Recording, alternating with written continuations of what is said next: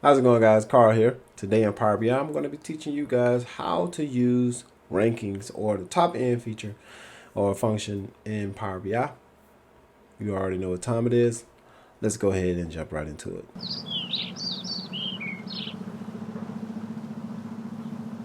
All right, so in today's Power BI journey, we're going to be basically ranking the top state sales and the minimum state sales. So we have our states here, and we'll want to go ahead and the first thing you want to go ahead and do is go ahead and add yourself a total sales measure. You want to make sure you have that. And once you have that added, and we're going to just come up here to create a new measure. And in this measure, we'll call this, just call this ranking.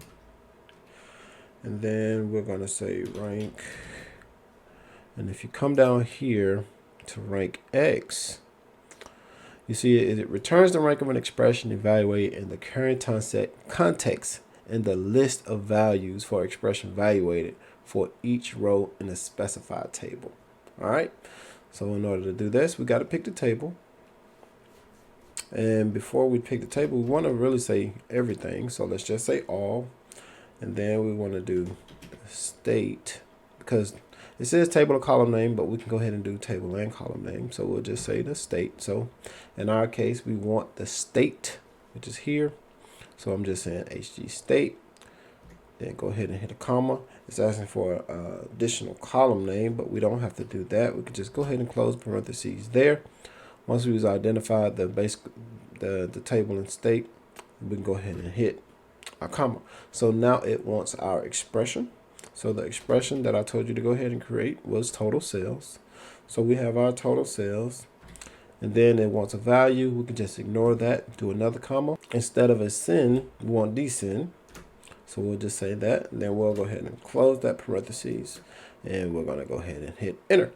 Once we do that, we can come over here to our table and add in our ranking, but it added it in the wrong spot. So we can fix that real quick. So we're going to add it to the HG. There we go.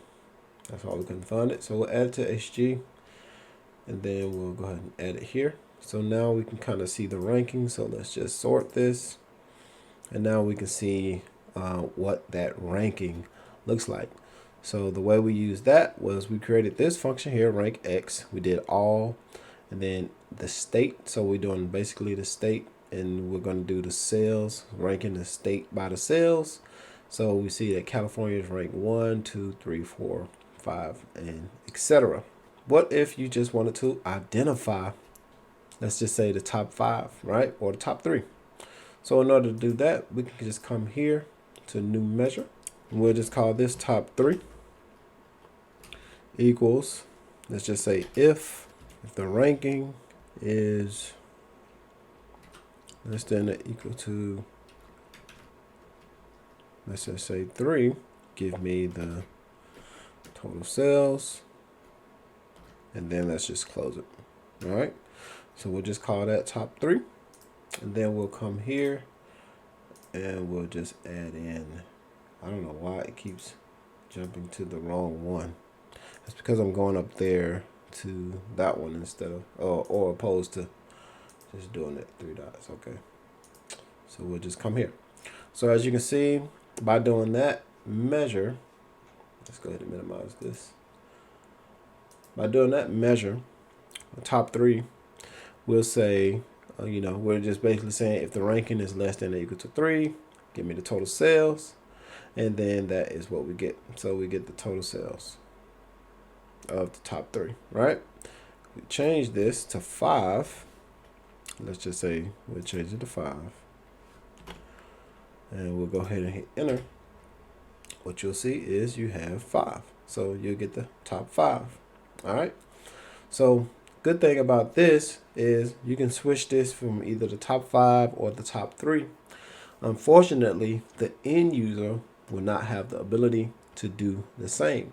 So how do you fix this? All right, so the way you can do this is by just coming in here to modeling, and instead of your measures, we want to use something that a lot of people probably don't use a lot, but you can get some good benefits and uses out of this by doing a new parameter. So as you can see here in the description, add parameters to visuals and DAX expression to act as variables.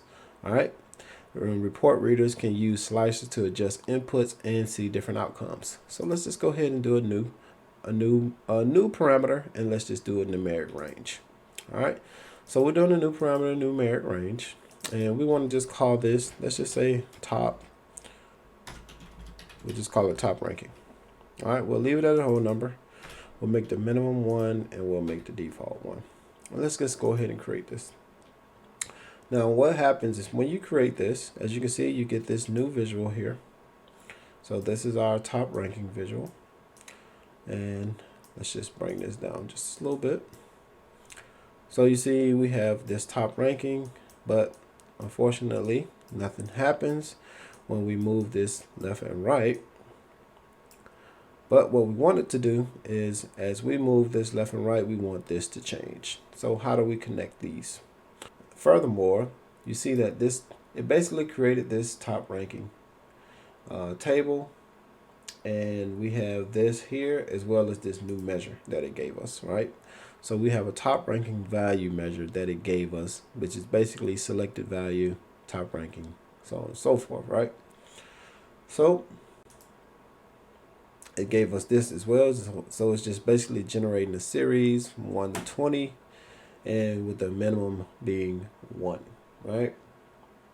So now we want to go ahead and add this into our function. So if we come here to top 5, and we'll just call this now,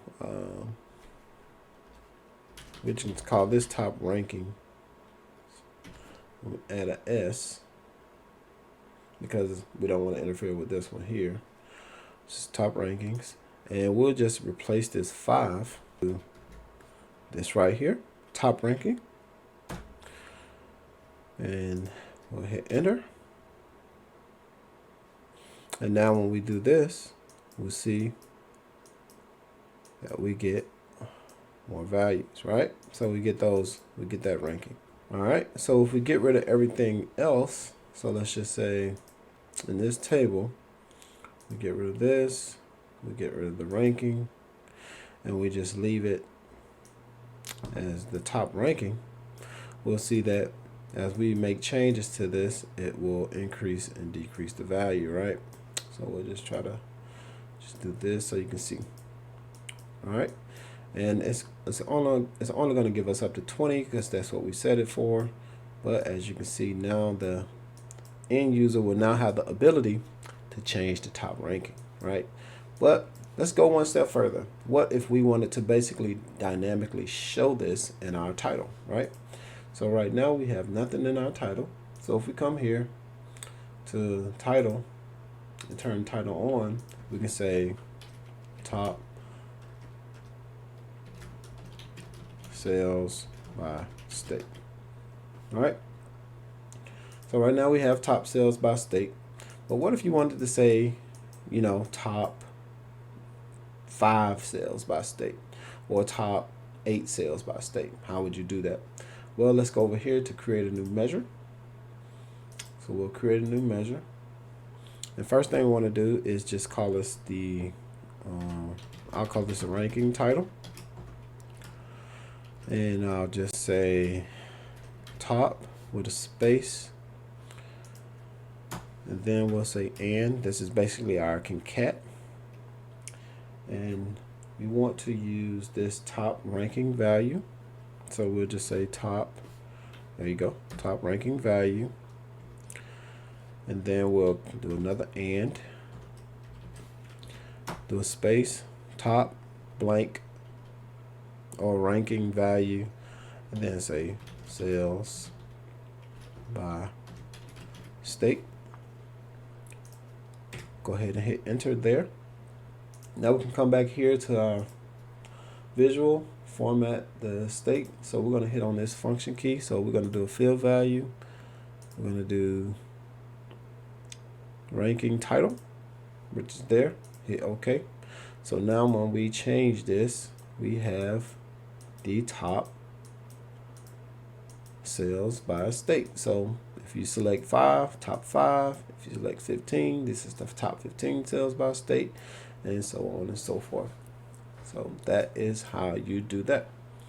Hope you guys enjoyed this video. My name is Carl.